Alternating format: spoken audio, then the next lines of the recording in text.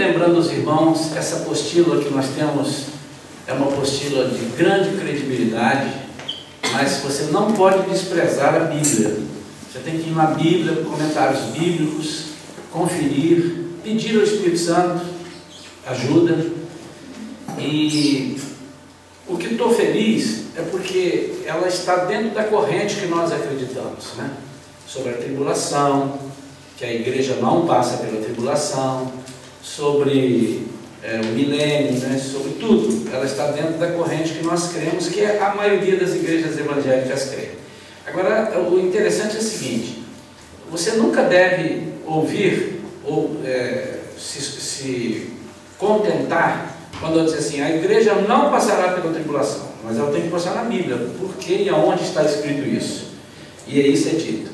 Então, baseados no estudo, por exemplo, vocês estão aqui hoje prontos para a gente começar a primeira igreja, né? Provavelmente a gente não comece hoje, não vai dar tempo de entrar. Por quê? Cada igreja, quando ela vai entrar na igreja, ela primeiro faz um apanhado do que está acontecendo, o que estava acontecendo, por exemplo, em Éfeso, o que estava acontecendo em Éfeso, que é a primeira igreja, a igreja de Éfeso, que nós vamos estudar. E é tão interessante, ela faz umas comparações, que eu resolvi, inclusive a Renata, que está ali, eu quero já agradecer a Renata de público, vou mandar também uma menção honrosa para o Fantástico, e tal, vai falar lá no domingo, vocês podem ir depois da igreja. Ela me perguntou, pastor, vamos fazer resumo, porque já está um resumo, ela explica. Eu disse, não vamos fazer resumo, copia do jeito que está ali. Então, o que eu quero que os irmãos entendam isso? Ele vai passar ali, vai passar para vocês ali, para mim aqui. Se quiser, eu não sei se vocês vão enxergar bem, se quiser dar uma apagada na luz aqui, mas acho que não vai precisar não, né, Marcelo? Será? Desde que não me apague aqui, você acender aqui. Não, a gente lê, não precisa não. Eu acho que dá, né? Agora, quem está aqui não vai conseguir ler direito, não. Eu estou aqui. A não ser que nós afastemos o púlpito um pouquinho. Não, daqui dá para hein? Posso afastar o púlpito também? Só o Renan está atrapalhando, não está mais. O Renan não está mais, não. Tá bom. encerração daqui. Agora, deixa eu falar uma coisa para os irmãos. Deixa eu ver. Consegue acender essas luzes aqui? Isso. Agora, de lado, de trás agora. Show. Isso é uma igreja chique, você não consegue. Isso é alta tecnologia. Então, eu queria, antes de começar, Marcelo, eu estou sentindo de Deus, eu acho que é de Deus. Para eu saber se é de Deus, isso tem que perdurar no meu coração. Que ano que vem, porque agora nós vamos acabar isso em setembro, por aí e tal, mas ano que vem eu quero começar um instituto bíblico aqui na igreja, viu, irmão Adelaide? Um instituto. Então, com esse curso todo, que são mais de 500 páginas, ele é um curso para o ano inteiro. Nós vamos pegar mais uns 3 professores, eu adorei tanto que eu quero dar um pouco de aula, mas eu não posso ficar um ano inteiro dando aula aqui, sozinho. Então, eu já tenho, com certeza, eu tenho a Adelaide, eu tenho o Augusto, que já se prontificou, porque a apostila, você vai ler, vai ter que estudar um pouquinho, só para você não ficar, né? Já tem mais 2 pessoas que se prontificaram também, o senhor Newton, que gosta, e um rapaz que está chegando na igreja também, de pastor, eu sempre trabalhei ensinando, eu gosto também, que é o Marcelo Croft, né? Hoje ele não pode estar, pediu oração, que a esposa dele ficou doente. Então, nós vamos dividir isso, mas com aula mesmo. Aí não vai ser, não é culto, não é aula. Não sei que dia da semana. Eu queria que os irmãos me ajudassem em oração, para a gente fazer isso. Vamos até o fim do ano, vamos decidir isso. Vai ser numa segunda, vai ser numa terça, não sei. Mas toda semana nós vamos ter uma aula disso ali. Ou duas vezes na semana, não sei. Deus vai dar a direção dentro daquilo que a gente pode também, porque também não podemos passar o tempo todo na igreja, não é verdade? Porque eu estou reputando que esse estudo dado na íntegra, irmãos, nós vamos ter uma base bíblica muito boa. Nós não vamos sair daqui teólogos, né? E nem é a minha pretensão que nós sejamos teólogos, mas que nós dominemos o plano da salvação, o que vai acontecer com a igreja. É muito importante. Irmãos, eu estou tão empolgado que eu acho que a igreja vai crescer muito com esse estudo do Apocalipse e do milênio. Eu a nossa intenção aqui são só 7 cartas. Aí, por isso que eu disse, alguns, pastor, dá o Apocalipse, não, e depois eu volto lá, não, vamos dar 7 cartas, e depois, não, depois passamos pelas 7 cartas novamente, só que quando eu for passar pelas 7 cartas, estamos lá no fim do ano, muita coisa será revista, né? Então, nós vamos fazer assim, repetindo, algumas coisas eu marquei aqui para enfatizar, mas nós vamos ter que ir passando ali, que é como se os irmãos tivessem uma apostila. Pode parecer um pouco, né? Puxa vida, não é uma pregação, mas é importante, porque está muito bem explicado aqui, e eu fiz questão de só de marcar algumas coisas e tocar do jeito que está. Amém? Pai querido, nós estamos conscientes de que nós não sabemos falar se o Senhor não for conosco. Nós não temos base se o Espírito Santo não nos orientar. Por isso, Pai, tira todo impedimento que possa existir ou que o inimigo possa querer colocar. Abençoe, Senhor, as vidas que estão aqui e tenha misericórdia daquelas que estão querendo e não conseguem. Estou pedindo, Senhor, pelas pessoas que estão doentes, que me ligaram hoje, que passaram e-mail, elas estão com uma expectativa de participar deste curso, Senhor, dessas lições, mas hoje alguns não puderam. Então tem misericórdia, Senhor, daqueles que escreveram, o Senhor sabe o nome, já citei, e que eles possam estar conosco na próxima semana, em nome de Jesus. Amém. Toda a aula dela, olá, eu pensei que a Isabel não vinha, mas a Isabel veio. Toda a aula, ela começa fazendo uma recapitulação do que aconteceu na aula passada. Isso é ótimo, para a gente não se perder. Vamos lá, Marcelo. Então, ela faz uma revisão. Primeiro, esse é o PowerPoint? Você fez em 2, né? Tá.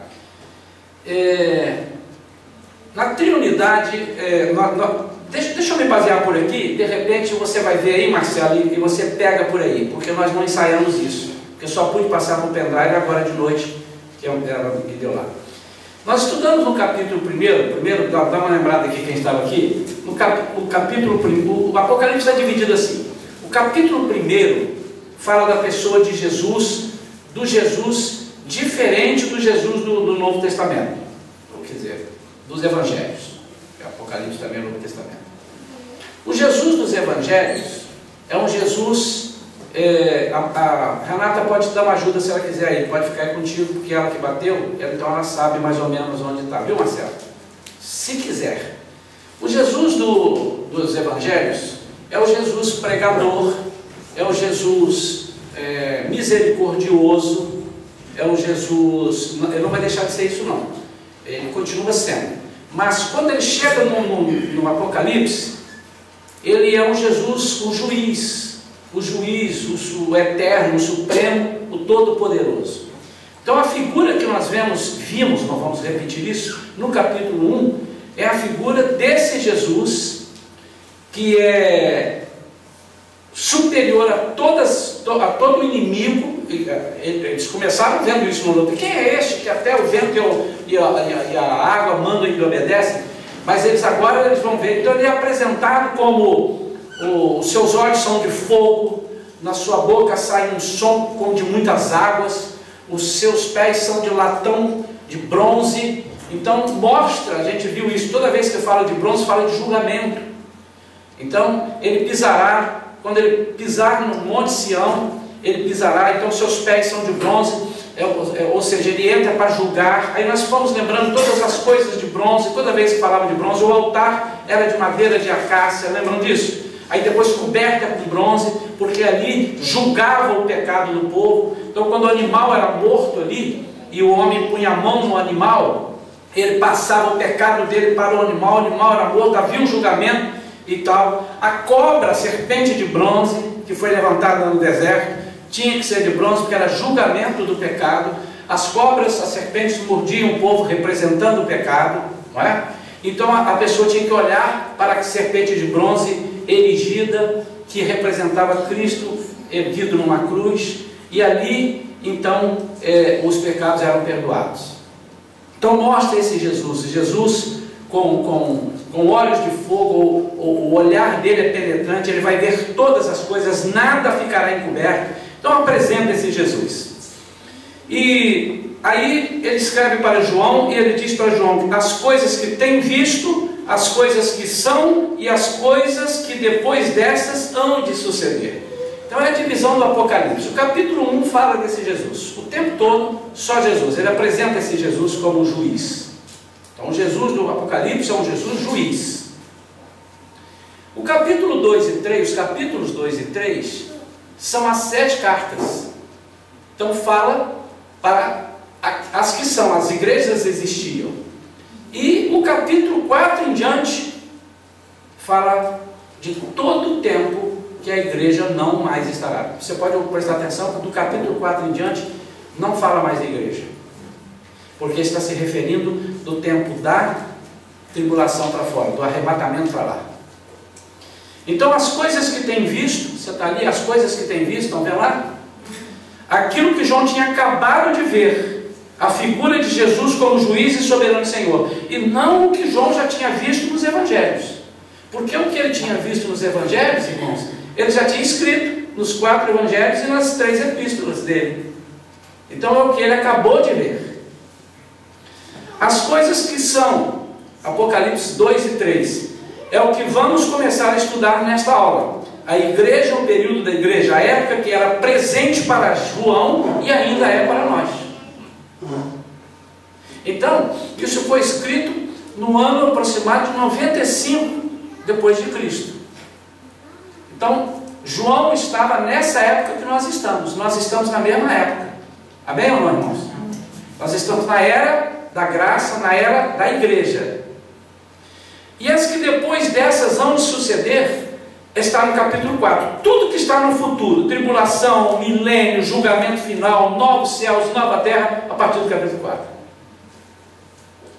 E vocês vão ver que no capítulo 4, que eu não vou estudar agora, nós vamos parar nas 7 cartas, quando nós vamos estudar isso. Então, Deus passa para João, através do anjo, nós vimos lá, Deus fala para Jesus, Jesus fala para o anjo, anjo fala para João, João escreve para nós, e nós estamos recebendo isso tudo, e até hoje nós temos isso nas mãos.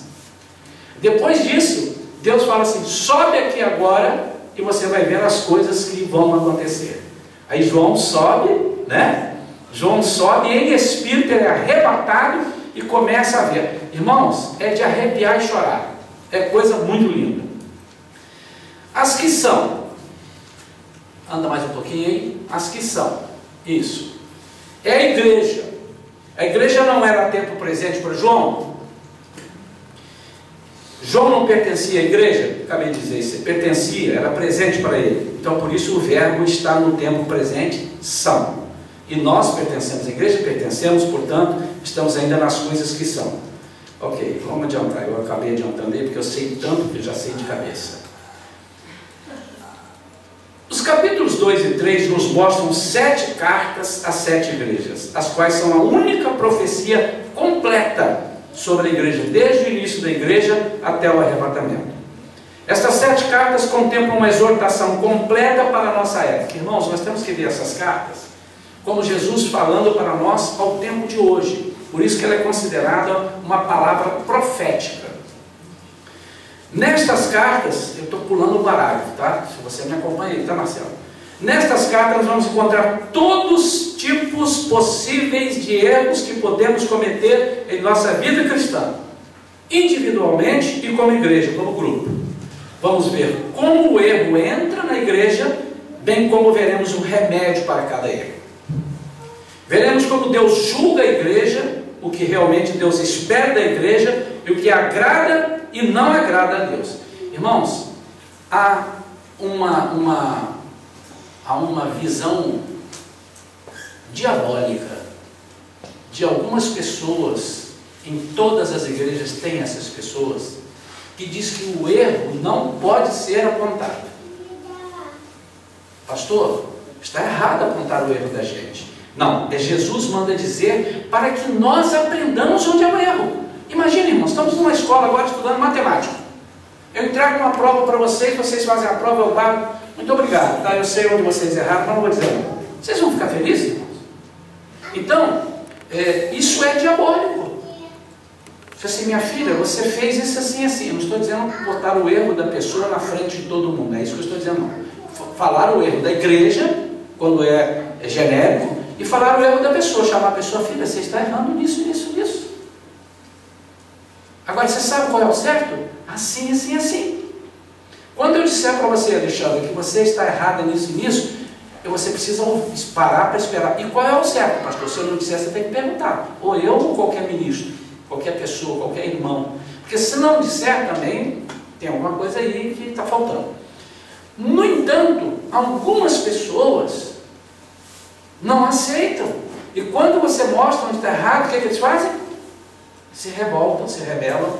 E a rebelião é como um pecado de feitiçaria. Então o que Jesus, vocês vão ver que erros que entraram na igreja estão até hoje. Tem 2 erros na igreja de Éfeso que não foram arrancados, estão até hoje. Em cada carta, Deus imprime por 2 vezes o seu nome. Abra Apocalipse capítulo 2. Abra Apocalipse e deixa Apocalipse aberto agora. Nós vamos ver coisas tremendas. Como é que eu sou um crente velho desse, 63 anos de crente, e nunca percebi isso? Olha que coisa linda, irmãos. Em cada carta, a partir de agora, não é exatamente o que eu vou mostrar nesse minuto, a partir de agora preste atenção nisso. Em cada carta, Deus imprime por 2 vezes o seu nome. No começo de cada carta, Deus diz que é Ele que está escrevendo, e no final, Deus diz novamente que é Ele que escreveu. Como vimos no capítulo 1, essa ênfase de Deus mostra a importância dessas coisas. É como se Deus estivesse falando a nós: prestem atenção a estas coisas, porque vem diretamente de mim. Veremos em cada carta por 2 vezes Deus imprimindo o seu nome. Qual a intenção primordial de Deus para o seu povo com essas cartas? As cartas foram dirigidas às igrejas, e a intenção de Deus, ao expor os possíveis erros, ao expor o remédio para cada erro, ao mostrar como Ele julga a intenção final de Deus, é que seu povo se torne vencedor. Então, Ele aponta o erro, e lá no final Ele diz assim: ao que vencer, então o vencedor. Ele precisa que as pessoas entendam que Ele, Deus, quer que nós sejamos vencedores. Ao final de cada carta, Deus diz: ao vencedor farei isso, ao vencedor farei aquilo. E ela comenta que se nós atentarmos para as coisas que Ele fala que vai nos fazer, a gente queria morrer agora e ir para lá para encontrar com Ele, de tão boas e tão bonitas que são. A intenção de Deus, então, ao mostrarmos ali, a intenção de... Vocês estão conseguindo, né? Tá dando? Não. Você vai ter que comentar essas letras, tá, Renato? A intenção de Deus ao mostrar os possíveis erros que podemos cometer não é para nos desanimar. Com a mostra dos erros, Deus nos dá também a saída para cada erro. Depois eu sublinho nesse parágrafo. Temos primeiro que ver o problema, em seguida nos conscientizarmos dele, e por último seguir a saída que Deus nos dá para o problema. Deixa eu ver aqui. Ok, já vimos que na Bíblia o número 7 simboliza a perfeição, algo completo. O número 7 é o número da divindade, é o símbolo de Deus. Portanto, o que podemos concluir quando vemos Jesus enviando cartas para as 7 igrejas é o seguinte: será que essas cartas eram somente para aquelas 7 igrejas? Não, o número 7 representa completo. Deixa eu explicar isso aqui. Representa completo. Elas foram escritas para mais do que 7 igrejas. O que acontece? Por exemplo, em Éfeso, em cada cidade dessa da Ásia, havia muito mais igrejas. Quando Deus escolheu, Ele pegou um modelo de cada igreja e disse assim: um modelo é a igreja de Éfeso, outro modelo é a igreja de Esmirna, outro modelo é a igreja de Tiatira, de Pérgamo, e ele vai assim. E Ele, com essa 7, por isso que chama 7 o número da perfeição, Ele conseguiu abranger todas as igrejas que Ele queria abranger e todos os problemas que Ele queria abranger. Então Deus escreveu essas 7 igrejas porque a realidade vivida por elas naquele momento, aquilo que essas igrejas estavam passando, os problemas e acertos, serviram de figura profética de como a igreja iria se desenvolver na história. Então ali, no ano 90, Deus já sabia que a Shalom teria problemas que ela tem. Sabia que a Assembleia de Deus do pastor João da Silva, que a Nova Vida, a Vida Nova, a Católica, tudo, ele sabia disso. E é importante, irmãos, porque se nós entendermos isso, essas cartas terão novos valores para nós.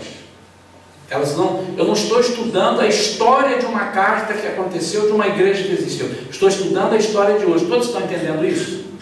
Nós estamos estudando o que Jesus está dizendo para você. Até eu voltar, isso vai valer.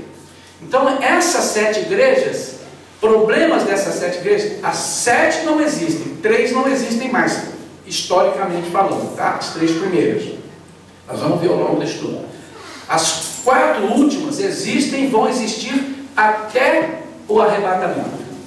Mas os problemas dessas 7 igrejas, eles vão existir até o arrebatamento. Elas só vão terminar no arrebatamento. Por quê, irmãos? Porque a igreja verdadeira, que tipifica a igreja Filadélfia, ela subirá, então ali nós não teremos mais igreja. A igreja não estará na face da terra mais. Também a realidade dessas igrejas representa os tipos de crentes que Jesus Cristo e os tipos de crentes em Jesus Cristo e os tipos de igrejas. Nessas cartas estão listados todos os tipos de cristãos e tipos de igrejas locais que encontramos. Então, meu amado, você vai se encontrar. Viu, Robson? Você vai olhar aqui que aquele ali sou eu. A Nalva vai olhar que aquela ali sou eu. Você vai encontrar, nós vamos encontrar. A intenção, irmãos, é que ela até cita aqui, eu acho interessante isso, que nós participamos com o espírito de crente enxada. O que é o crente enxada? É aquele que traz para si. E não, ela bota aquele crente pá, que pega e joga para lá. Então não é o crente, é o Samuel que está chamando. Não é o crente, nós não temos aqui que dizer assim, isso ali é a Nair, isso ali é o Mauro, isso aqui é a Vera. Não, você tem que se identificar. Por que eu estou dizendo isso? Dentro do que eu já falei aqui, qual é a intenção? Por que nós temos que identificar? Por quê? Porque Deus quer o que de nós? Conserto. E eu não preciso ficar apontando, é aquele lá. Eu tenho que apontar, eu estou ali, então Deus quer consertar comigo. E sempre, meu irmão e minha irmã, é por isso que eu estou achando esse estudo maravilhoso. Colocarmos na nossa cabeça, Jesus está apontando o erro e está dando a saída, porque Ele quer uma igreja vencedora. Você não está na igreja para outra razão, a não ser para ser vencedor. Por isso, a partir de agora você vai abominar as situações que você já viveu ou que tem a vontade de viver, dizendo assim, não gostei do que a Adelaide falou para mim, eu vou me embora dessa igreja. Você não é um vencedor, porque ele aponta problemas que vão acontecer e que você precisa vencer. Pula mais um pouco, eu digo aqui nesses, vocês acham que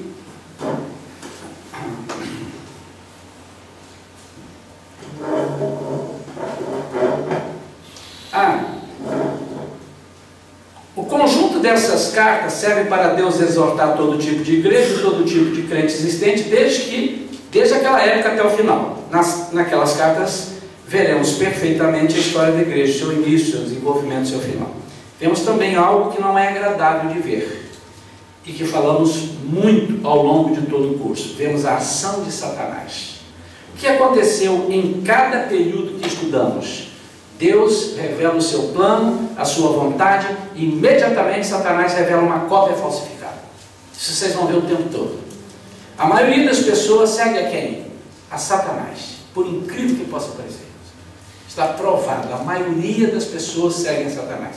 E quando chega ao final de cada período, se Deus não interferir, parece que tudo vai se perder. Eu fiz eu sublinhei aqui também alguma coisa. No parágrafo seguinte, vocês acham Aí eu boto aqui, estudando essas cartas, nós vamos vendo claramente o desenvolvimento da apostasia da fé, da apostasia da vontade de Deus, penetrando a igreja, a verdadeira igreja. Isso é constatado ao vermos que no início da igreja, Jesus anda no meio da igreja. Vamos lá? Apocalipse capítulo 2. Escreve ao anjo da igreja que está em Éfeso: isto diz aquele que tem na sua destra 7 estrelas, que anda no meio dos 7 castiçais de ouro. Então, no início, ele está no meio da igreja. Agora, olha aqui em Apocalipse 3:20, onde ele está. Eis que estou à porta e bato. Se alguém ouvir a minha voz e abrir a porta, eu... Onde é que está Jesus? Do lado de fora. Então, em Apocalipse 2:1, você vê ele dentro. Em Apocalipse 3:20, você vê ele apelando, não mais para a igreja, mas apelando para indivíduos da igreja. Nós vamos perceber no estudo dessas 7 cartas, que Jesus começa falando com as igrejas. Depois ele não se contenta, não que ele abre mão da igreja, mas ele diz assim: eu preciso falar agora com os indivíduos, porque a igreja não está me ouvindo. Então ele começa a falar com os indivíduos. Esse está do lado de fora, a igreja de Laodiceia, é a última, né? É isso que vamos ver ao longo da história da igreja. Porém, há sempre um remanescente que crê e que vence. Qual a vitória que vence? A nossa fé.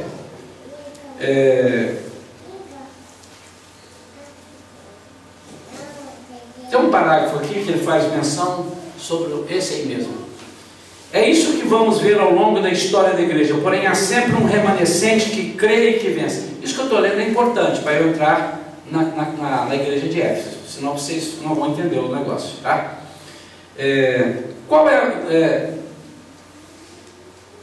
Seria a época em que se desenvolveria desde a rejeição de Jesus como Messias até a sua volta, que Jesus começa a falar sobre as parábolas. Mateus capítulo 13, ele fala das palavras que profetizaram uma época chamada Mistérios do Reino dos Céus.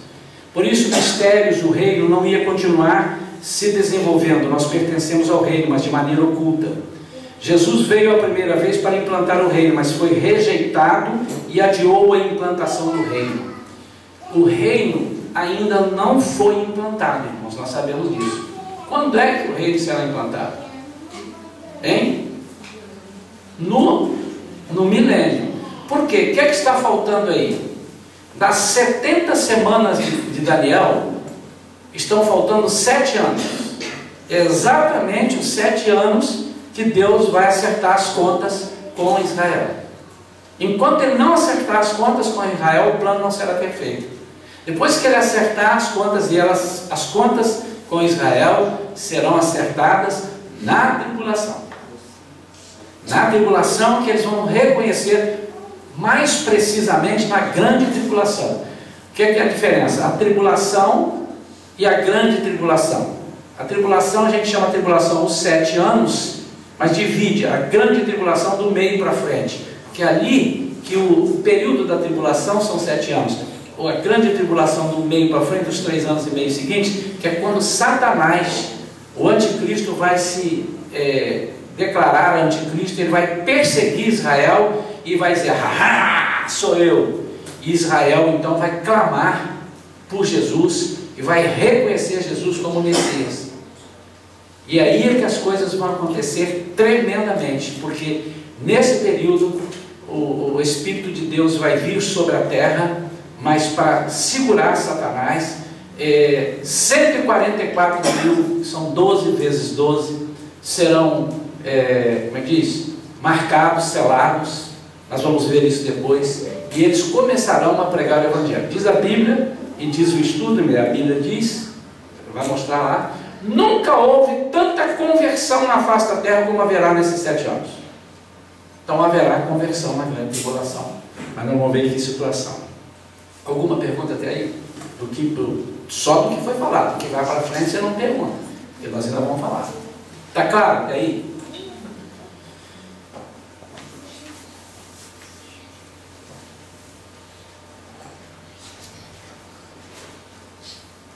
Quero pegar um outro ponto importante aqui.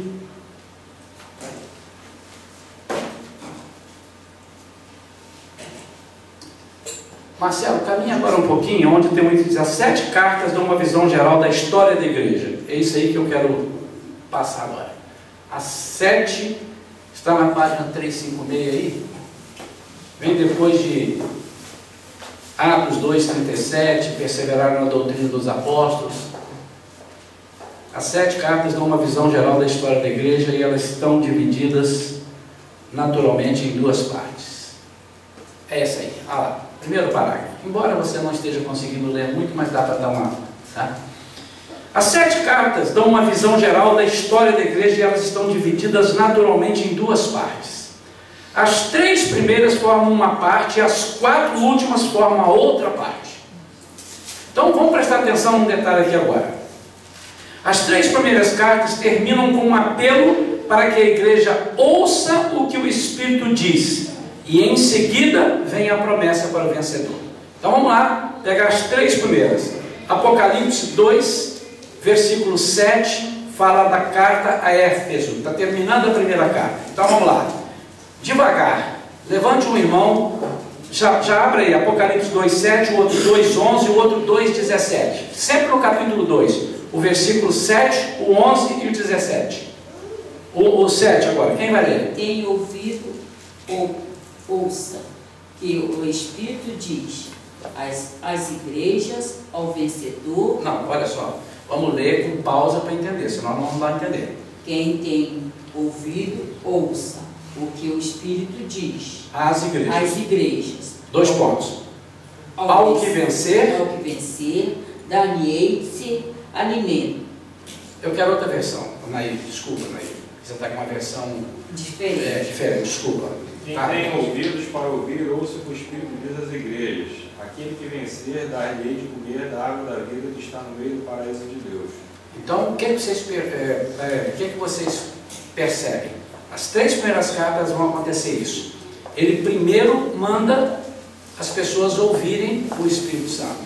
E depois de ouvirem, eles vão ter a promessa da vitória. Então, olha só. As 3 primeiras terminam com um apelo para que a igreja ouça, e em seguida vem a promessa para o vencedor.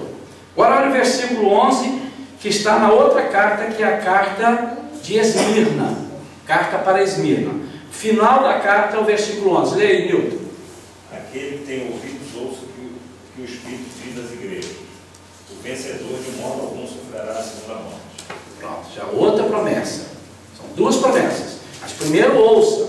Terceira carta, que está no versículo 17, que é a carta da igreja, a carta para a igreja de Pérgamo, versículo 17. Vamos ver se está nessa mesma ordem. Primeiro ouça o Espírito, depois vem a promessa. Vamos lá? Quem tem ouvidos, ouça o que o Espírito diz às igrejas.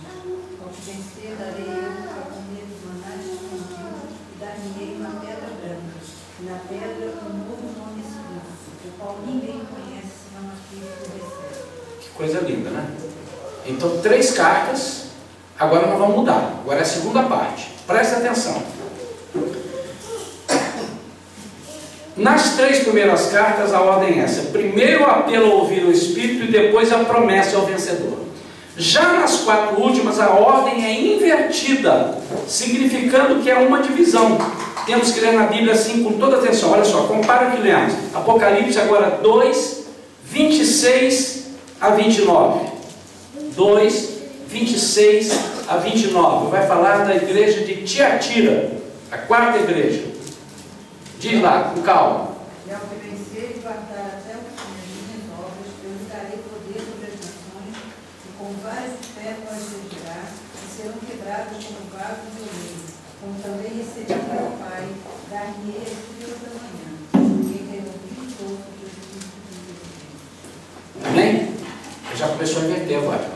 As 4 últimas igrejas, ele vai falar primeiro ao que vencer, e depois, quem tem ouvidos, ouça. Vocês vão entender isso por quê, mais adiante do estudo. Capítulo 3, versos 5 e 6. O vencedor será assim vestido de vestiduras brancas, e de modo nenhum apagarei o seu nome do livro da vida. Pelo contrário, confessarei o seu nome diante de meu Pai e diante dos seus anjos. Quem tem ouvidos, ouça o que o Espírito diz às igrejas. Outro, de novo, continua invertido.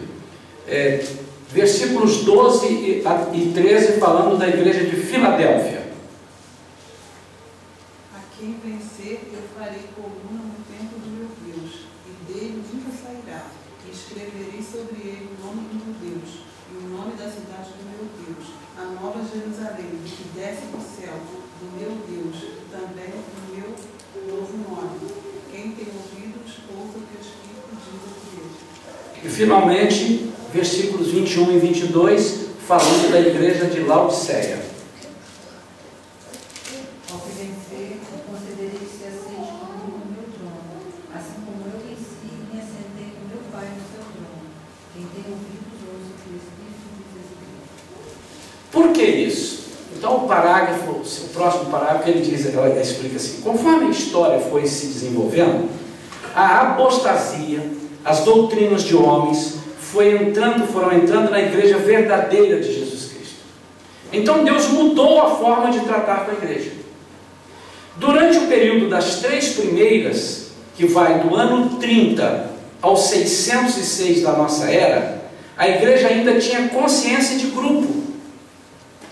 Deus podia falar à igreja como um todo. Porém, do ano 606 até o final, a situação da igreja como um todo, como um grupo, ficou tão crítica que Deus não mais espera ser ouvido pela igreja toda. Então, ele fala a indivíduos primeiro e depois faz o apelo a ouvir o que o Espírito diz às igrejas. Então, vamos ler de novo, irmãos, aqui, capítulo 2, a primeira igreja. Quem tem ouvidos, ouça o que o Espírito diz às igrejas. Ao que vencer, dar-lhe-ei a comer da árvore da vida que está no meio do paraíso. Já lá no fim ele está dizendo: ao que vencer primeiro, e depois quem tem ouvidos, ouça o que o Espírito diz às igrejas. Porque agora ele está falando com indivíduos. Depois da terceira igreja, a Bíblia mostra, os comentaristas mostram que ele perdeu, não a vontade, mas ele perdeu assim, como eu disse aqui, ele não tem assim, como é que chama assim, faltou o termo agora aqui, gente, ele não é pretensão ele sempre teve, ele tem consciência de que ele não está falando com a igreja toda, que a igreja toda não está ouvindo, e que os indivíduos é que precisam ouvir. Por isso que essa palavra para nós, hoje, nós temos que estar atentos. A salvação é individual, sempre foi, mas nunca na história desse país, nada disso, nunca antes nós precisávamos prestar tanta atenção como Deus tem falado a cada um de nós. É a responsabilidade de cada um. Embora a igreja seja algo que possa nos oferecer ferramentas para nós vencermos, mas Jesus tem falado com cada um de nós. Você precisa fazer a sua parte, eu preciso fazer a minha parte. A igreja não vai fazer por você a sua parte. Outro aspecto da divisão é que as 3 primeiras cartas descrevem a igreja histórica. Você deve pensar, como é que afirmamos isso? É porque a história já se desenvolveu quase que totalmente. Estamos no final do período. Vocês vão chegar à mesma conclusão. As 4 últimas cartas descrevem a igreja contemporânea da forma como estão descritas. Elas então, essas 4 são vivas, estão aqui e vão até o final. A carta a Éfeso descreve a igreja apostólica, a igreja dos apóstolos. Então essa carta é a igreja dos apóstolos. A igreja que os apóstolos fundaram, a igreja que os apóstolos dirigiram. Então ele até faz um comentário aqui: imagine você estar numa igreja que o apóstolo Paulo esteve lá e que os discípulos, os apóstolos estavam, Áquila e Priscila estavam como membros da igreja, eram tesoureiros da igreja, trabalhavam. Imagina uma igreja dessa. Porém, depois do ano 606, quando o paganismo se oficializou, Deus não mais fala a igreja como um todo. Aquilo que todos falam, o mundo cristão, até aqui 606 depois de Cristo, podíamos falar que o mundo cristão era completamente separado. Hoje, o mundo cristão significa alguma coisa, ela perguntou alguma coisa para você, dá vontade logo de falar, eu não pertenço a esse mundo que você está falando. Nunca se viu tanta gente dizendo assim, eu não pertenço a esse evangelho que estão pregando. Toda hora você vê no Facebook o pastor ou alguém falando assim, cara, esse não é o evangelho que eu quero. Eu não pertenço a esse mundo. O cristianismo virou uma massa disforme. Mateus 13, de 31 a 32, a parábola do grão de mostarda. Nós deixamos que o pecado, nós deixamos que o farisaísmo entrasse e fizesse da igreja uma massa disforme. Nisso passaram a existir os falsos e os verdadeiros. Portanto, a partir de 606 depois de Cristo, Deus não podia mais tratar a igreja como um todo, e então ele passa a falar aos vencedores. As últimas 4 igrejas formam a igreja contemporânea, ou seja, estão vivas ainda hoje e vão até o final, com as características descritas em cada carta. Deixa eu falar uma coisa aqui que está aqui separada, eu não li. A carta a Éfeso descreve a igreja apostólica. A igreja de Esmirna representa a igreja sofredora, a igreja que foi perseguida, foi brutalmente perseguida pelo Império Romano. Pérgamo é quando o paganismo invadiu o cristianismo, os anos em que Satanás mudou a sua tática, a sua técnica e começou a introduzir na igreja verdadeira o paganismo. Mas ainda era uma igreja que podia ouvir como igreja. Essas 3 igrejas, historicamente, elas não existem. Mas existem tipos dessas igrejas andando por aí. Mas essas 3 igrejas, historicamente, elas já não existem mais. Você não tem uma igreja chamada cristã que você possa ver o paganismo. Não existe dentro de uma igreja. Pode ter um indivíduo ou outro que está ali infiltrado, isso é diferente, né? A igreja de Tiatira representa a igreja católica romana. A igreja de Sardes representa o protestantismo. Irmãos, nós temos aqui pessoas que estão vindo do catolicismo, o Rogério está frequentando conosco. Aqui ninguém vai falar mal de igreja nenhuma. Você está dizendo, isso é história, viu, Rogério? Isso é história. Se bem que ele já falou que ele foi católico, mas não concordava com uma grande coisa de lá, né, Rogério? Nós não estamos falando, isso aqui é o diabo, é a igreja católica. Não é isso que nós estamos dizendo aqui, não. Não tem nada disso. O que está dizendo aqui é o seguinte, a igreja de Tiatira representa a católica romana. E nós vamos ver por quê. Na hora de estudar a carta de Tiatira, vocês vão entender. A igreja de Sardes representa o protestantismo. Também tem falhas, todas elas têm. A igreja de Filadélfia representa a igreja verdadeira que subirá arrebatada. Então, se você quer fazer parte de uma igreja que subirá, a igreja de Filadélfia. Você não vê por aí nenhuma igreja evangélica chamada Igreja Evangélica Laodiceia. Você não deve ver. Igreja Evangélica Tiatira. Você não deve ver. Mas Filadélfia você vê. Tem a Nova Filadélfia, tem a Filadélfia, pastor Elino, pastor Walter Barbosa Lima. Tem outras Filadélfias, né? Porque ninguém colocaria no nome da sua igreja, Igreja Evangélica Tiatira, Pérgamo, Sardes. Não tem. Você não acho que não tem, né? Todas as igrejas, porém, representam tipos de igrejas, locais e tipos de crentes. Um exemplo bem claro disso, a igreja de Esmirna é a igreja sofredora. Então é tipo. Temos ainda hoje Esmirna entre nós? Só olhar nos países comunistas. Só olhar a igreja na China, na Albânia. Então, nós temos tipos de igreja, mas não é a igreja de Esmirna. Vocês irmãos estão entendendo? Então, quanto a ser tipo de igrejas e tipos de crente, todas as 7 igrejas são atuais. Mas do ponto de vista da história, as 3 primeiras formam as igrejas históricas e as 4 últimas formam a igreja contemporânea. A igreja que nós estamos vivendo irão até o final do arrebatamento. Amém ou não amém? Amém. Eu não vou ter a pretensão de falar assim, vamos terminar a carta tal em toda quarta-feira.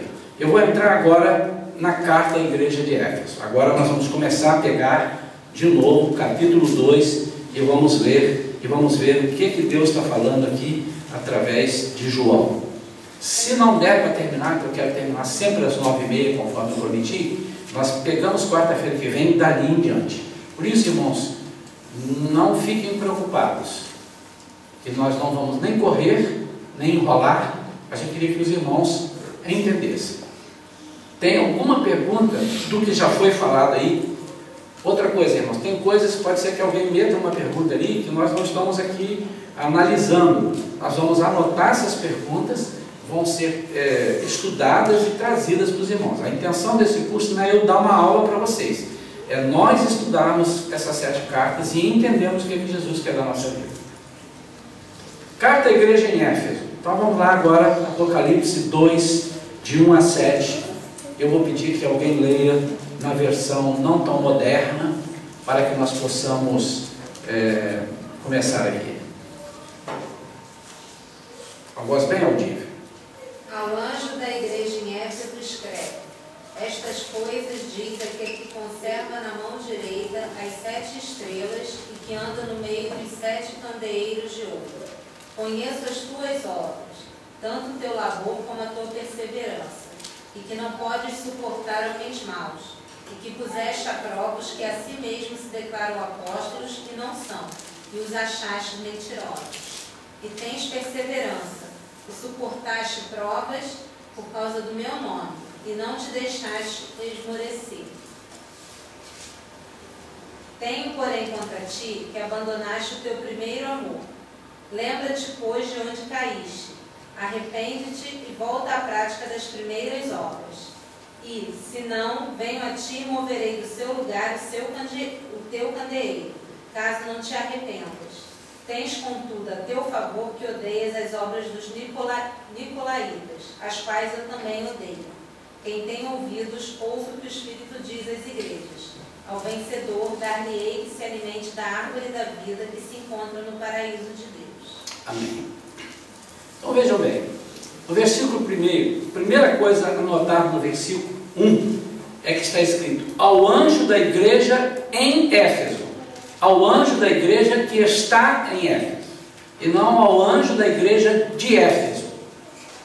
Primeira coisa que nós vamos observar, que toda a carta que ele vai dizer ao anjo da igreja em Éfeso, em Pérgamo, é que a igreja não é daquele lugar.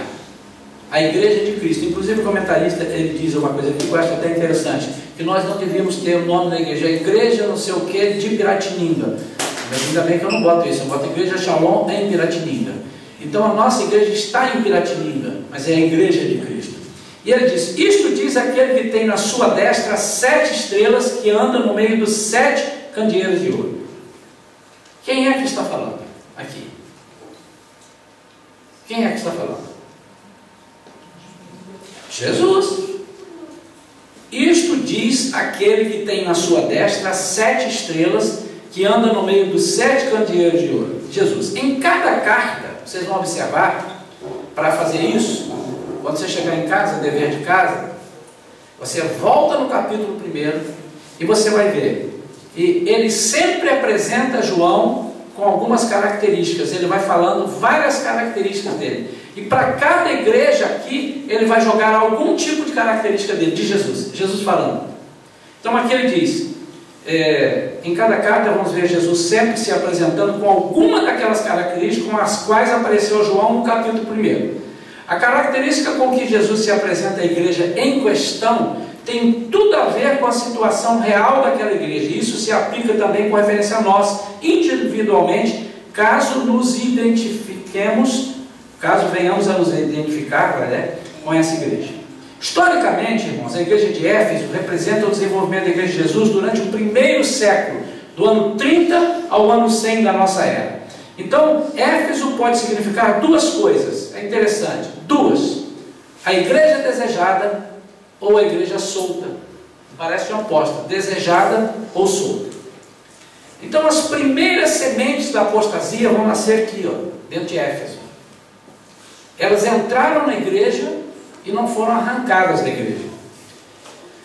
Éfeso era a principal província romana na Ásia, era a principal cidade. Foi em Éfeso que se encontrava o templo da grande deusa Diana, a deusa dos Efésios, que é diferente da Diana, caçadora dos romanos, tá? A Diana dos Efésios era também chamada de Artemis. O templo de Diana era considerado uma das 7 maravilhas da antiguidade. Quando Paulo em Éfeso começou a pregar contra o paganismo por 2 horas, os efésios ficaram gritando: grande é a Diana dos Efésios. Abra, por favor, Atos 19, 23 a 41. Atos 19,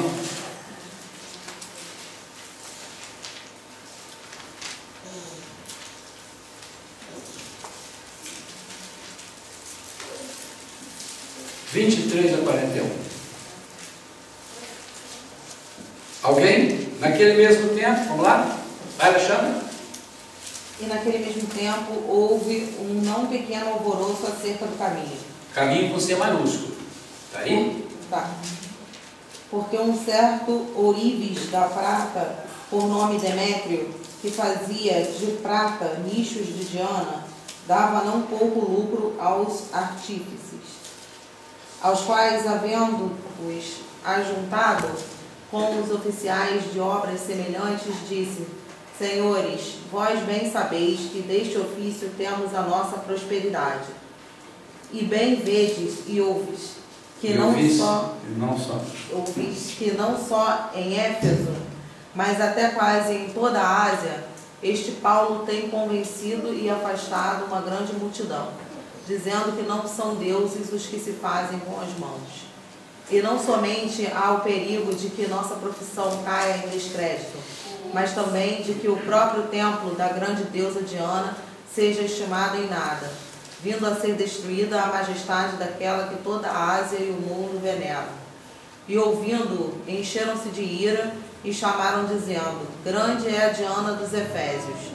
E encheu-se de confusão toda a cidade, e unânimes correram ao teatro, arrebatando a Gaio e a Aristarco, macedônios, companheiros de Paulo na viagem.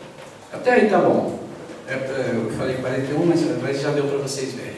Esse texto mostra Paulo pregando contra o paganismo e o povo que tinha uma adoração por Diana enfrentando. A igreja de Éfeso, em Éfeso, era a igreja da qual todos nós, ela diz que todos nós gostaríamos de ser membros, porque foi nessa igreja que Paulo trabalhou, foi a igreja que Paulo doutrinou. Lembra aquela passagem, você vê a carta de Paulo aos Efésios, irmãos? Como é que ele, no capítulo 5, era no capítulo 5, a partir do versículo 14, se não me engano, ele diz: desperta, tu que dormes, levanta-te dentre os mortos, e Cristo te esclarecerá. Né? Esse é um versículo que mostra exatamente o que estava acontecendo. No versículo 2, aqui, voltando aqui, no versículo 2, ele diz: conheço as tuas obras e o teu trabalho e a tua perseverança. Sei que não podes suportar os maus, e que puseste à prova os que se dizem apóstolos e não o são, e os achastes mentirosos. Então, conheço as tuas obras. A igreja era uma igreja que trabalhava. Então, irmãos, a igreja que trabalha não necessariamente é uma igreja vencedora. Olha a primeira atenção que Jesus está dizendo assim: conheço as tuas obras, a tua perseverança. Você já imaginou ser membro de uma igreja que trabalha e persevera? Aqui, ó, a igreja que perseverava. Puseste à prova os que se dizem serem apóstolos e não o são. É uma coisa que a gente tem que prestar atenção. Eles faziam isso muito bem. Se alguém se apresentava como apóstolo ali, tinha que passar pelo crivo da doutrina. Caso não passasse, os membros, sabe o que faziam? Punha para fora. Isso é uma coisa que agrada a Deus, mas não era tudo. Versículo 3, olha, diz: e tens perseverança, e por amor do meu nome sofreste, e não desfaleceste. Aqui mostra que era uma igreja que suportava provas por causa do nome de Jesus. Essa descrição combina com o que vimos na saudação de João no capítulo 1. Tribulação, lembra que nós estudamos? João estava conosco. Tribulação, reino, perseverança. Eu estou com vocês na tribulação, não a tribulação que passou, mas naquela tribulação que ele estava vivendo. Ele estava na ilha de Pátimos fazendo o que ali? Tirou umas férias e Deus chamou ele lá, foi isso? Estava preso, ele foi, como é que chama? Exilado. Ele foi exilado. Então ele falava da tribulação, do reino e da perseverança. Ele estava conosco. Era uma igreja que não tinha tribulação, suportava provas. É uma igreja que tinha tribulação, suportava provas, trabalhava para o reino e tinha perseverança. E igreja quase perfeita. Não é isso que Jesus está falando aqui, gente? Não é isso? Porém, no versículo 4, vem o primeiro e gravíssimo problema da igreja. E aqui eu quero que os irmãos prestem atenção à inspiração do que Deus fala. Tenho, porém, contra ti que deixaste o teu primeiro amor. Olha o que Jesus vai falar para eles que deixaram o primeiro amor. Olha só. Quando lemos o que é essa igreja, perseverança, obras, amor, não suportava os falsos apóstolos, nem falsos mestres, se achasse mentiroso seu meio e colocava para fora, perseverança, suportava prova, pensando, suportava provas. Nessa época não era fácil, suportar provas não era por meio de implicância do marido.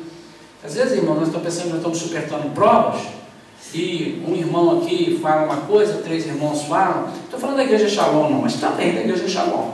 Nós já tivemos irmãos que saíram da igreja aqui por muito pouca coisa. Eu acho que você precisa estar numa igreja e sair de uma igreja, irmão, quando o pastor está pregando uma doutrina fora da Bíblia, quando o pastor não tem uma conduta moral apropriada, quando o pastor ensina doutrinas contrárias às igrejas. Agora, é comum a gente ter onde, e aí eu não falo de igreja, onde tem homens reunidos, pessoas reunidas, nós temos divergências. Eu não vou com a tua cara, você não vai com a minha, mas não deveria ter. Mas nós somos homens. Quem sabe esses que estão falando não vou com a tua cara é aquele que não vai ser salvo.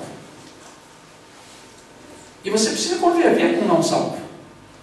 É o joio, ele não vai ser retirado, não é você que vai retirar. Eu não estou dizendo que isso não, tá, irmãos? Quem sabe esse é um plantado que não vai se converter. E você está querendo converter o inconvertível.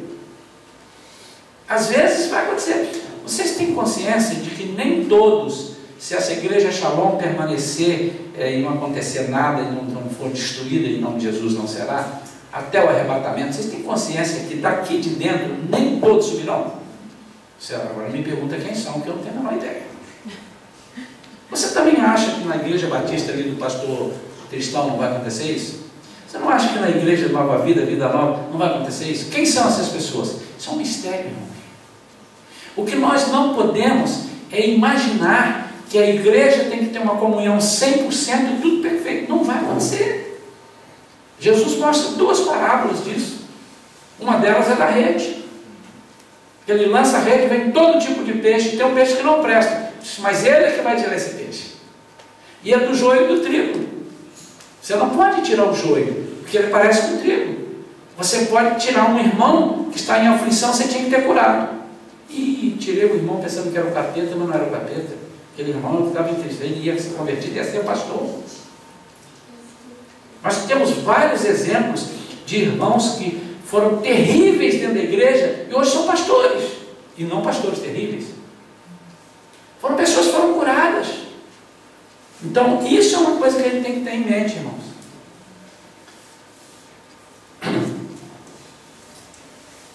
Pensamos, suportava as provas, tal, nessa época, suportar provas não era mera implicância do marido e tal e tal.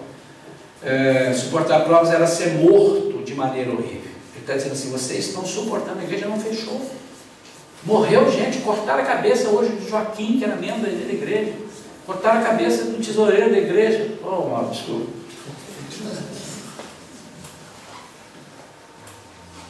Era ser despojado dos seus bens, despojado da família. A igreja em Éfeso estava passando por isso. Porém, no versículo 4 está escrito, mas tenho contra ti que você abandonou o primeiro amor. Podemos pensar assim, não é uma coisa tão grave, abandonou o primeiro amor. Porém, era uma igreja que trabalhava, que perseverava. Gente, olha, abandonar o primeiro amor no reino espiritual é tão grave que se lemos o versículo 5, veremos que Deus chama Éfeso de igreja caída. Olha o versículo 5. Lembra-te, pois, de onde caíste. O julgamento que vem em seguida mostra como é grave abandonar o primeiro amor. Olha, presta atenção. Lembra-te, pois, de onde caíste, e arrepende-te e pratica as primeiras obras, e se não, brevemente virei a ti e removerei do seu lugar o teu candeeiro, se não te arrependeres. Irmãos, Sabe o que ele está dizendo aqui? Ele não está dizendo que vai tirar a tua salvação. Ele não está falando aqui que vai te remover da igreja como... Não, olha só. Me permita ler esse parágrafo todo, porque ela dá uma ilustração aqui, essa autora, que eu achei tremenda. Quando uma moça e um rapaz estão apaixonados e se encontram, ficam horas e horas juntos, e você pergunta a eles: o que vocês conversaram? Eles responderam: nada, não falaram nada. Mas vocês estiveram tanto tempo juntos? Sim, mas ficamos juntos apenas. Vejam, é um prazer só em estar juntos. Você não passa sem o outro. Quando um dos dois chega em casa, telefone imediatamente ao outro. Não pode ficar sem o outro.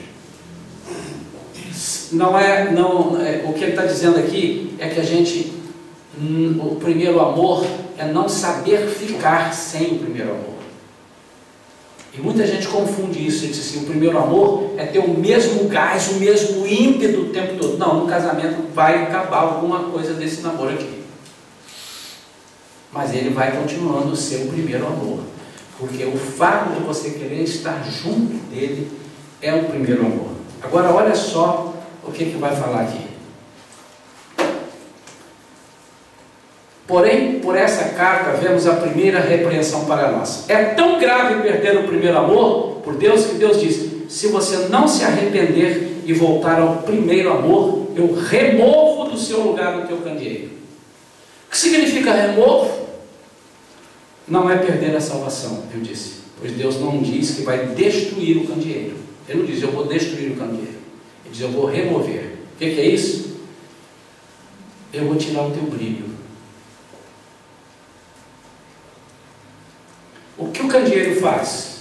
O candeeiro ilumina, o candeeiro testemunha, e Jesus está no meio dos candeeiros. Jesus disse: eu removo, você sairá da minha presença, não terá mais a minha luz para refletir, não vai ter o óleo do Espírito para se manter aceso. Eu removo o candeeiro, é isso que significa: acaba o testemunho. Irmãos, eu acho que o crente que pensa em viver vegetando, é melhor ele não ser crente. Porque o que Jesus dá aqui é simplesmente alguns sinais que não vale a pena viver. Para que eu quero viver se eu não tenho luz, eu não tenho testemunho, eu não tenho óleo? Só porque ele me removeu do meio dos candeeiros, ou do candeeiro da iluminação. É Jesus que está falando acerca do nosso relacionamento com Deus. Quando você recebe Jesus no seu coração, é aquele fogo. Toda pessoa que você encontra, você quer falar de Jesus. Você só quer falar de Jesus, você não quer falar de outra coisa, mas com o tempo vai passando, você começa a perder o brilho. Se te perguntar: você é crente? Graças a Deus. Você não quer trocar, você não quer ser macumbeiro? Não, nem pense nisso, eu quero ser crente. Mas o que acontece quando você se esquece do seu primeiro amor? Você passa a perder o brilho, o testemunho do Espírito Santo. Como é que pode acontecer isso? E ela vai fazer um resumo aqui, e eu quero continuar na semana que vem, mas eu quero chamar a sua atenção para isso.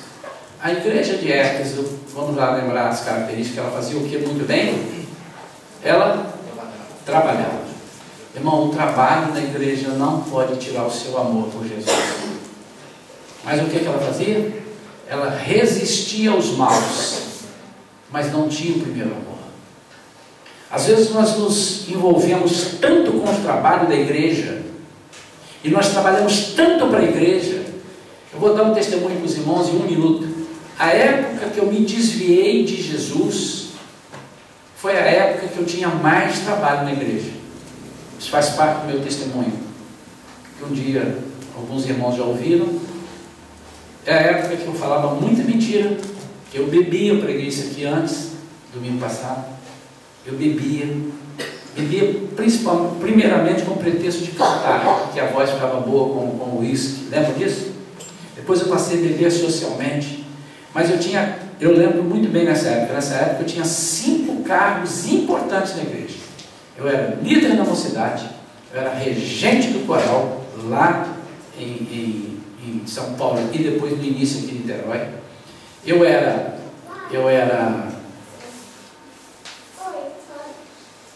superintendente da escola dominical, eu era da comissão de assessores do pastor, e a época que eu mais me desviei de Jesus, foi a época que eu mais trabalhava na igreja. Então, o que nós não podemos é perder o ardor, o amor, a comunhão. Nós não podemos perder aquilo que nós encontramos no dia que nós chegamos aqui no altar ou no altar da sua igreja e choramos. Quando nós se encontramos com Jesus, quando nós nos arrependemos, irmãos, nós somos quebrantados, nós choramos, nós soluçamos, nós ficamos, e ninguém segura a gente nos próximos dias, a gente vira um chato. Mas depois a gente se envolve, parece que a gente troca essa adoração. O que Jesus está dizendo aqui é que nós perdemos a adoração. Perdemos. O que é perder o primeiro amor? Não, pastor, ninguém aqui, nós temos tanto amor por Jesus que nós estamos aqui na escola bíblica, agora estamos aqui de noite, e amanhã vamos estar não sei aonde, domingo estamos aqui de manhã, e domingo estamos de noite. Isso não é primeiro, isso não é amor a Jesus necessariamente. Jesus observa, irmãos, ele está falando isso para nós. Ele observa que quando qualquer pequena coisa te obstrui para adorá-lo, e aí eu pergunto, qual é a motivação que você está vindo à igreja? Não, vou à igreja porque o pastor prega bem, a Adelaide vai pregar amanhã, então vou, agora a palavra da Adelaide, o período pregou bem domingo, se ele vier de novo eu vou à igreja. Essa é a sua motivação? A sua motivação é vir à igreja para cumprir compromisso? Você está deixando o primeiro amor. Jesus está dizendo, eu estou vendo o seu esforço, estou vendo que você não falta um culto, hein? Estou vendo que você está aqui o tempo todo trabalhando e ninguém precisa te pedir nada, que você faz tudo. Mas o que eu tenho contra ti, a primeira coisa, são duas. A segunda nós vamos estudar quarta-feira que vem. E vamos entrar na segunda carta, obviamente. Nós vamos misturando, não vamos fazer carta por quarta não, tá? O que eu tenho contra ti é que você perdeu o primeiro amor. Você não me adora mais. Você só vem para não ser chamado a atenção. Ou você não vem, ou você veio porque não tem outro compromisso. Mas se o seu time julgar, você não vem. Mas não é vir à igreja, porque se você deixar de ver o seu time para vir à igreja, também é melhor nem vir. Não é isso. É você dizer assim, não, eu quero adorar a Deus. O tempo que eu estiver aqui. Ah, e outra coisa importante, irmãos, às vezes você não vem em todos os cultos, porque não pode por alguma razão, e os irmãos sabem que eu estou falando é disso. Por exemplo, você vir a todos os cultos, você tem culto que você não pode. Não é verdade? Mas o tempo que você estiver aqui precisa ser um tempo remido. Você precisa remir o tempo, você precisa estar na presença dele sem ninguém te buscar, ninguém te catucar, ninguém te forçar, ninguém te balançar, ninguém te agitar. Vamos lá, levanta agora, irmão, o tempo está surdo. Você já viu a igreja falando, está doente, irmão, bate essa palma, está com a mão leprosa, que não pode bater palma. Já viu o pastor falando assim, que coisa ridícula. Não, você precisa ter o primeiro amor. Então ele está dizendo aqui, é isso que João está falando acerca do nosso relacionamento com Deus. Quando você recebe Jesus no seu coração, é aquele fogo. Toda pessoa que você encontra, você quer falar de Jesus. Você só quer falar de Jesus. Você quer conversar de Jesus. Você não quer outra coisa. Só quer ler a Bíblia. E de repente, por que você cai na rotina? Por que você parou de estudar a Bíblia? Por que você parou de procurar aquele relacionamento com Deus? Então, isso vai acontecendo, vai caindo no automático, vai esfriando e você entra naquela rotina. Vai para a igreja, volta da igreja, entra domingo, sai domingo, esfriou, acabou. Isso, para Deus, é um erro gravíssimo. E ele disse, eu vou remover você do candeeiro. Você vai perder o brilho. Quantos aqui gostariam de ser um crente sem brilho? Sem testemunho? Sem o Espírito de Deus? Sem o óleo? Nós vamos ficar aqui hoje, que ele vai agora pegar em Lucas e vai fazer algumas comparações e vai falar de Efésios. Nós temos mais uma página e meia e nós vamos continuar na quarta e depois vamos entrar na segunda igreja, que vai ser a igreja de Esmirna. Então, como eu estou dizendo para os irmãos, não necessariamente nós vamos matar uma igreja por quarta-feira. Pode ser que a gente consiga falar em 2 igrejas numa quarta e pode ser que a gente consiga falar em meia. Entenderam a importância do primeiro amor? O que vai acontecer? Você não vai perder a salvação, provavelmente não por isso. Será que alguém vai para o céu porque é ardoroso, porque adora bem? Acho que não. Deus não vai te destruir, amado, mas Ele vai te remover do candeeiro. Que coisa terrível. Quando eu li isso daqui, eu falei, meu Pai, eu não quero ser um crente apagado. Eu não quero ser um crente sem testemunho. Eu não quero ser um crente que não dê prazer a Deus. Então, em nome de Jesus, irmãos, vamos orar para que nós nunca deixemos a nossa chama apagar. Que todas as coisas inerentes ao trabalho da igreja não empanem o brilho de adorar a Deus e de ser reconhecido. Aquele ali, sim, esse me ama. Pastor, o que eu preciso fazer para mostrar a Jesus que eu o amo? Eu vou te dizer, ore a Deus e Ele vai te dizer, Senhor, o que o Senhor quer que eu faça para te agradar? Ele vai colocar no teu coração, meu irmão. Ele vai falar contigo, seja através da palavra, seja através de um testemunho de alguém, Deus vai falar contigo.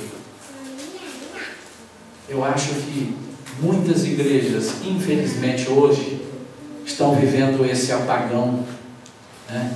Jesus removeu temporariamente, mas você pode voltar para não ser removido eternamente, né? Removido não da salvação, mas ser o tempo todo aquele crente lusco-fusco.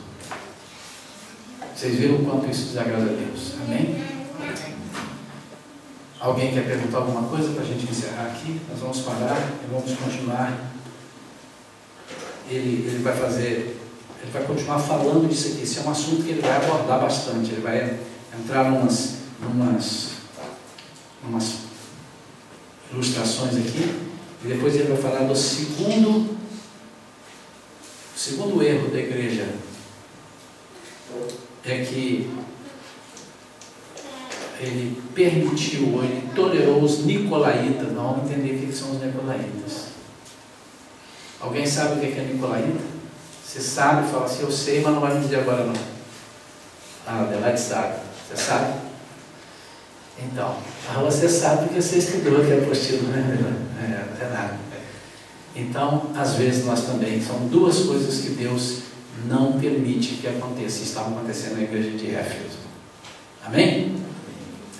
Vamos ficar de pé, queridos. Vamos agradecer a Deus. Nós vamos orar pelas pessoas que estão enfermas. Maurício pediu oração, estava com algumas inflamações, não é isso? A Renata Ferman, você quer validar?